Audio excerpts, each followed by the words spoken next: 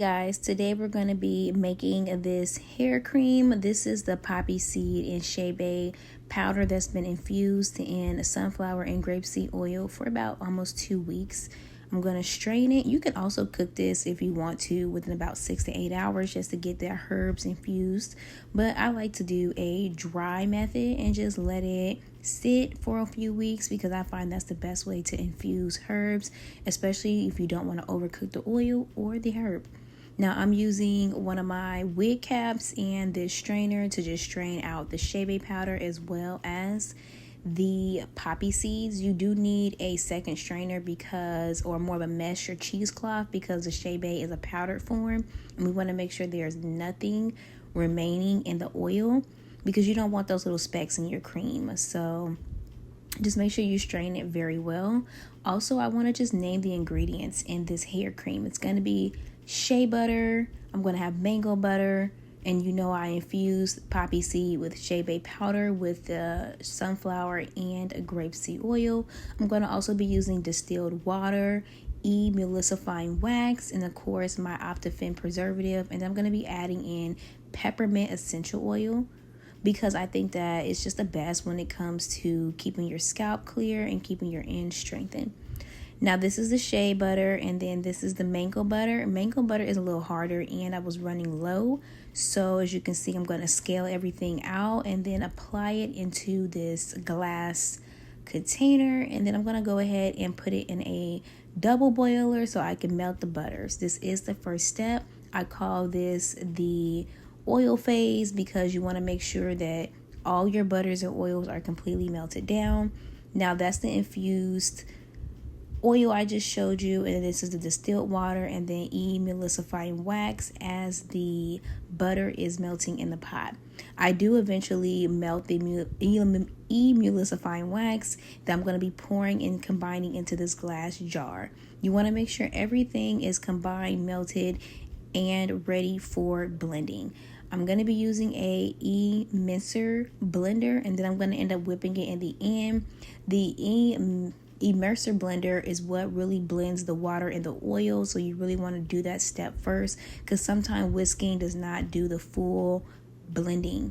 Now as you can see, this tool right here is really getting all the ingredients combined and mixed together so that when I whip it, everything will be bonded so it won't break apart, because sometimes water and oil is hard to mix, so you want to make sure it's thoroughly mixed before you get into the whipping stage.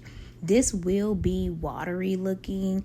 I know some other videos show that it doesn't, but I wanted to give you the whole process because even after blending this thoroughly, I do still stick it in the refrigerator so it can thicken, and that way I'll be able to whip it to give it a whipped butter feel. Now you don't have to do that. You can just let this cool off and then pour it into a jar and it'll harden.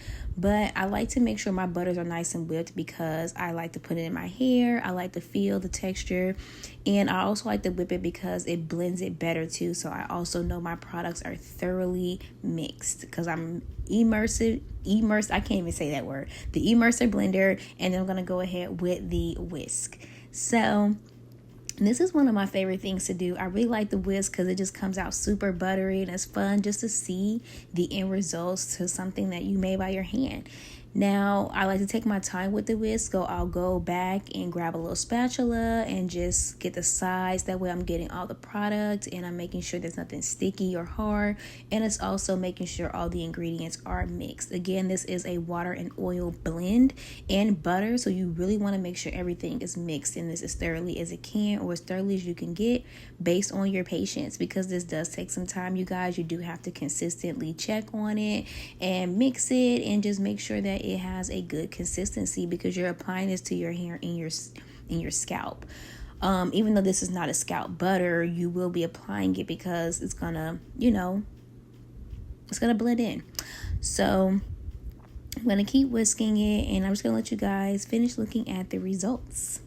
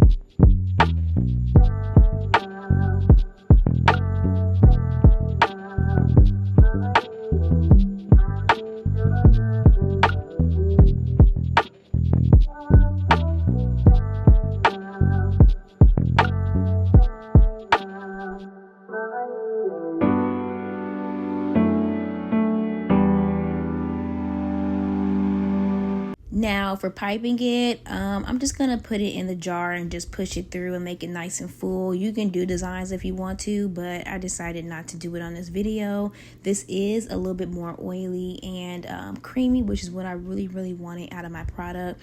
When it comes to the piping, also you want to be really careful, because if you don't put it over the jar, it can slide out real quick and get a little messy. So be very careful and mindful.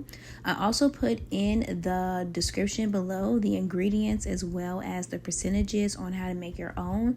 This is not one of my products for sale. This is just a really good butter for not only strengthening your hair but providing with you with that moisture.